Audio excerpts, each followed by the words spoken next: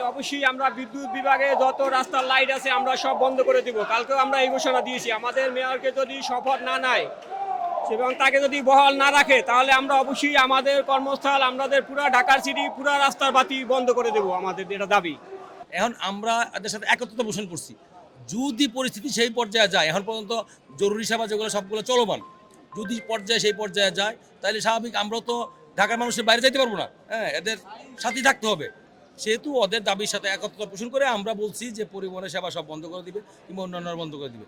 আমাদের সিটি কর্পোরেশনের নগর ভবনের যতগুলো কর্মচারী আছে যারা আছে সবার একজন অভিভাবক দরকার। সেই হিসেবে আমরা মেয়র হিসেবে আমরা মেয়র পদে আমরা চাচ্ছি, যেহেতু আদালতের রায় হয়েছে এবং আদালত তাকে নির্বাচন কমিশন তাকে গেজেট প্রকাশ করেছে, অতএব আমরা তাকে মেয়র হিসাবে আমরা ঢাকা দক্ষিণ সিটি কর্পোরেশনের মেয়র পদে তাকে চাচ্ছি। এটাই আমাদের, এই ভিত্তিতে আমাদের সবার আন্দোলন এবং সবার একই দাবি। আমরা চাচ্ছি যে আমাদের সিটি কর্পোরেশনের একজন নির্দিষ্ট অভিভাবক, আপনারা জানেন যদি একজন অভিভাবক না থাকে তাদের কোনো মূল্যায়ন থাকে না। আমাদের কোনো মূল্যায়ন নেই। আমাদের যে সমস্ত দাবি রয়েছে সেই সমস্ত দাবির কথা আমরা বলতে পারতেছি না।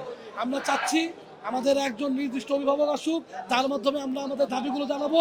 ইনশাল্লাহ মেয়র যদি ইসরাক সাহেব হয়ে আসেন, আমাদের যেই সমস্ত চাওয়া পাওয়া আছে সমস্ত চাওয়া পাওয়া পূর্ণ হবে ইনশাআল্লাহ। কারণ এটা ন্যায়সঙ্গত দাবি, ইকুয়াল আইন ইকুয়াল প্রোটেকশন যদি হয়।